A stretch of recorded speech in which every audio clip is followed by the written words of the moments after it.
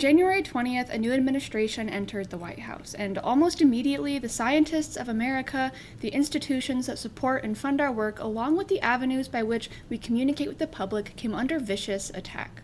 Rightfully so, many people were left dismayed and shocked, infuriated, or just downright confused, wondering what could possibly be the goal in this unprecedented move of executive overreach. I felt a lot of those same feelings too. A scientist who began my career in a research lab funded by the NIH and the NSF, a dark cloud of dread and doom settled over my kitchen as I read the headlines aloud to my partner, both of us medical professionals who care deeply about the patients that we work for and who see firsthand the agony and suffering that was to come in the wake of kneecapping the very people who have dedicated their lives to just trying to make the world a little bit of a better place. But something I kept finding in the midst of the buzz, anxiety, the justified, rage-induced rants taking over social media timelines and cacophonous comment sections was, why?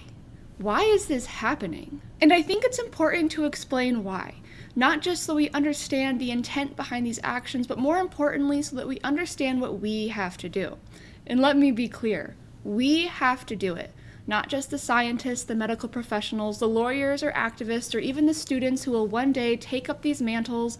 We, the people, have to work together. That is the only way out. So I hope you come along with me for a brief journey through history, learn something new along the way, and most importantly, join me in picking up the sword or pipette to defend truth and protect humanity. A writer of critical acclaim, Mark Twain, was once quoted as saying, "History doesn't repeat itself, but it very often rhymes." Wise words that we can see to be true for ourselves if we merely look to the past. We don't even need to travel too far back in time, the last 100 years or so, to see this play out. So let's waste no time and enjoy some rapid fire together. The persecution of Nikolai Vavilov and the rise of Lysenkoism in the former Soviet Union. The scientists that were hunted like animals in the streets of Cambodia under Pol Pot and in Argentina in 1966 alike. The scientists who were gagged and muzzled by former Canadian Prime Minister Harper in the 2010s, and similar events playing out under Viktor Orban of Hungary, Bolsonaro of Brazil, and the respective leaders of the Philippines, Romania, other parts of Europe, which is of course to say, we can't forget about our very own United States of America. The administrations of former President Reagan, former President Bush, and both former and current President Trump are all on record as taking a rather vehement, flagrant stance against both science and education. I have to point out that even here in the US, this trend certainly isn't restricted to the executive arm of the government, and to say otherwise would be to egregiously misrepresent the problem. We have seen symptoms of this disease of anti-intellectualism fester over the course of decades, with insults like nerd and geek predominating our cultural lexicon. Being academically motivated, academically successful, educated, or simply being smart can relegate you to an undesirable social status. Cheating is encouraged. Shortcuts are embraced. Middle schoolers and college students alike are using ChatGPT or similar AI-powered engines to write essays, lab reports, or even answer basic homework questions. You don't need to read the book yourself, just use an AI engine to summarize the key points for you. 54% of American adults read below a 6th grade reading level, 70% of surveyed Americans identify universities as damaging the country, and of course, college is a scam is a refrain spoken proudly by much of the workforce. But this tale is older than the red, white, and blue itself. A prominent American figure from the 17th century, John Cotton, was once quoted as saying, "The more learned and witty, the more fit to act for Satan." You heard it here, ladies and gentlemen. If you can read a book, you're possessed by the devil. So maybe we're starting to see a pattern here in which when authoritarian conservatism takes the executive stage, science and education seem to be first in line for the gallows. In fact, this pattern or relationship has been around for so long that it was identified by Marquis de Condorcet as contributing to the French Revolution in 1789. Though at this time the words anti-science or even misinformation weren't necessarily in play, the word that was being used to refer to this deliberate restriction of knowledge by the upper class was obscurantism, and was rightfully described as being anti-democratic. Which almost feels obvious, right? If knowledge and education are being restricted to a privileged class, an elite, and the very word democracy refers to the common people, it follows that gatekeeping knowledge, or more simply truth from the common people, is blatantly anti-democratic.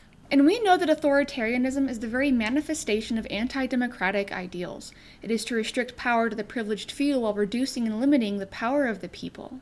Are we beginning to see some pieces fall into place? The author Sean Otto, in his book War on Science, says because it takes nothing on faith, science is inherently anti-authoritarian and a great equalizer of political power. That is why it is under attack. Or let's consider it this way. Science is what exactly?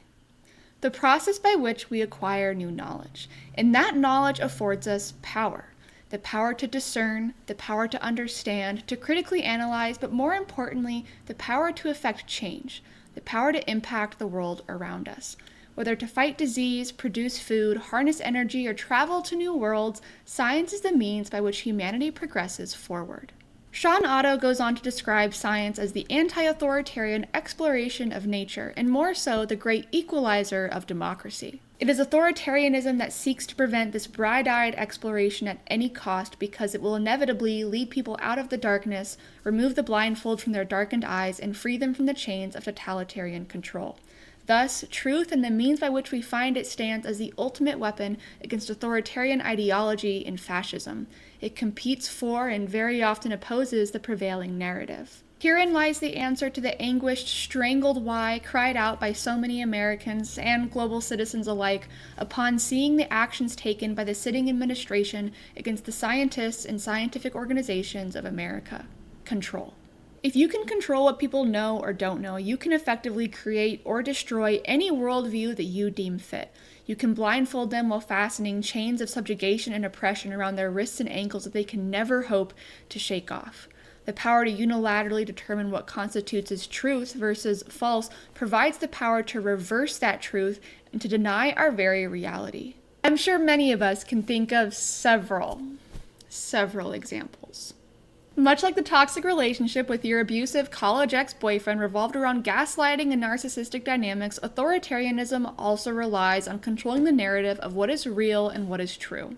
I'm sorry, was that a little too on the nose? And I know it's coming, so let's pivot just a little bit.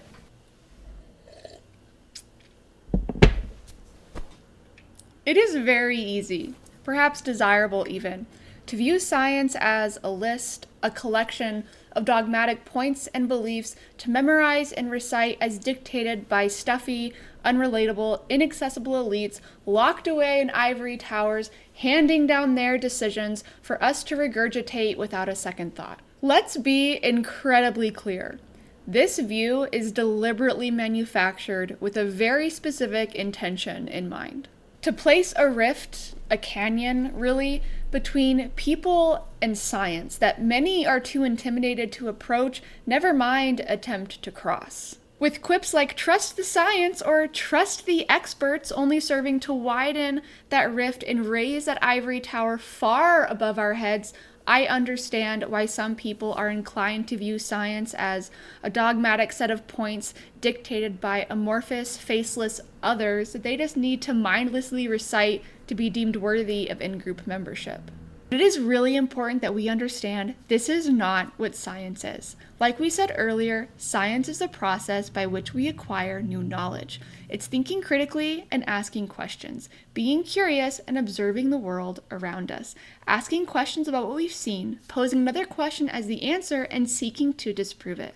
Only when we cannot disprove it while considering the body of evidence in its favor is scientific knowledge established. This elegant poetry in motion does not exist to serve mysterious elites locked away in ivory towers. It is an innate, fundamental part of the human experience that we all have an inalienable right to access and to partake in. It's how indigenous Americans were making cough medicine from the guaiac tree, and how in the 9th century we were treating eye infections with a simple salve made of garlic and ash. It's how ancient Egyptians were using pregnancy tests that relied on the same hormone that our modern-day tests thousands of years later measure, and it's why the Warani people were credited as co-author on a paper documenting the newly described Amazonian anaconda.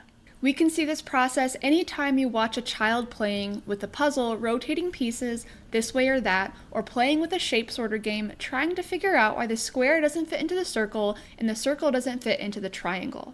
We don't need to be in a sophisticated biomedical lab or even a lecture hall at a university to participate in something that we have always found delight in. Because, as Louis Pasteur once said, science knows no country, because knowledge belongs to humanity and it is the torch which illuminates the world. This stands in stark contrast to authoritarianism, which puts a blindfold over your eyes and chains around your ankles and wrists.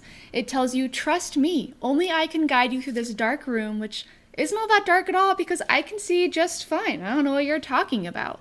You can trust me. I'll tell you where to step, where to move, how high to lift your feet, and when you inevitably stumble in the dark, they will reassure you, I didn't put that there, all the while they're the ones who put shackles around your ankles. The great equalizer of democracy indeed, why else would they be trying to wrest it from your hands?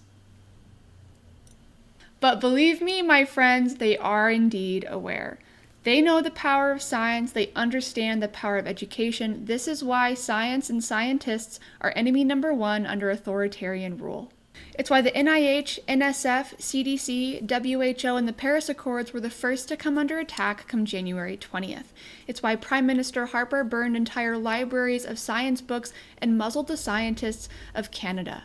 It's why, similarly, President Bush silenced the scientists of America while propping up the teaching of religious delusion in public schools. It's why Galileo was imprisoned by the church, why Nikolai Vavilov died in a gulag while his countrymen starved. It's why President Trump placed a collective gag over the mouths of the CDC, withdrew the United States from the WHO, and is why doctors Hotez and Fauci, national heroes, have security details. Their power is in control.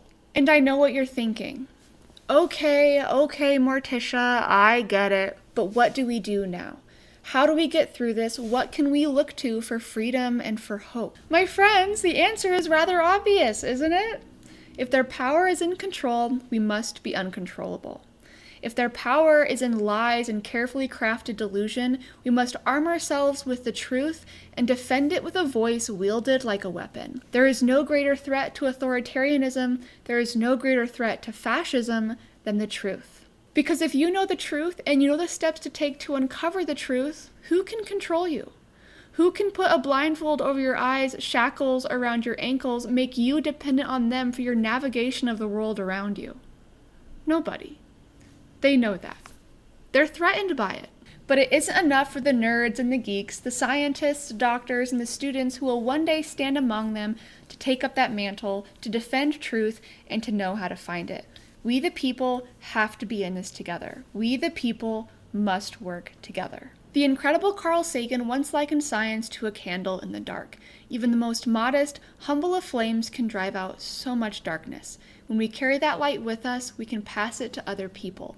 And what was once a dark room, unable to be traversed without blind, desperate flailing, becomes illuminated and navigable. We just have to work together. Defend the truth and share that truth with others. Carry it with you into your communities, your social circles, your home, the bar that you frequent on Friday nights with your best friend, and that soccer field you take your kid to on Saturday mornings.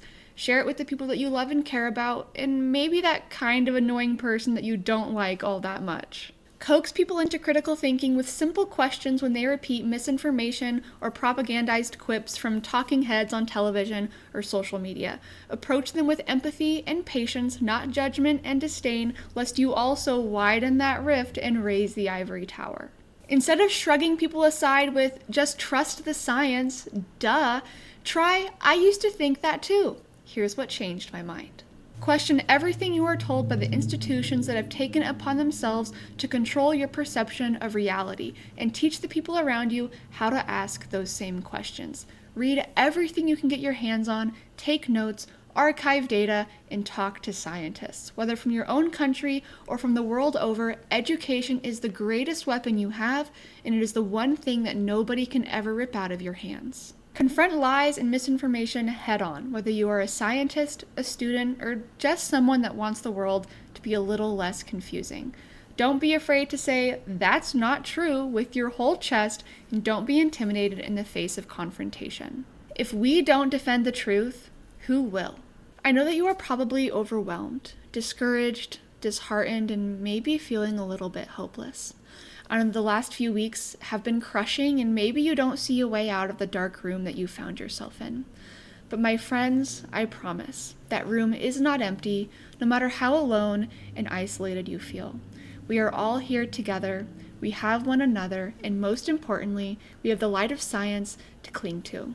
No matter how it flickers, no matter how it gutters, hold it steady, hold the line, and step forward. I know we will make it through this because we've done it before and we can do it again. We have the footsteps of those who came before us in the Soviet Union and Germany, Cambodia and Argentina, Brazil, Hungary, Canada, and the United States to guide us. Science has prevailed throughout all of human history. It has withstood the most violent of assaults. Plenty of people have tried, unsuccessfully, to snuff it out, to eliminate it from the public eye, to hide it away, to block its light from view. It has prevailed every single time, against all odds, in every darkest hour. And when we inevitably come out on the other side, we will be triumphant. Science will be that much stronger, and we will reign victorious while humanity steps forward more confidently than before. So to the scientists, your work is your rebellion. Don't get distracted. To the students, learn everything you can. This is how you build your armor. And to the people, no matter what walk of life you come from, we need you. Please stand beside us. I promise we will not abandon you, so don't abandon us. Don't fall into the trap of becoming addicted to outrage, doom scrolling, and hopelessness. Read and question everything. Protest in any way you can. Wield your voice like a weapon. Collaborate and organize, communicate and brainstorm. And remember, science has outlived every authoritarian regime and dictatorship that has tainted any country, polluted any nation. We the people can do this if we work together. We just have to defend the truth.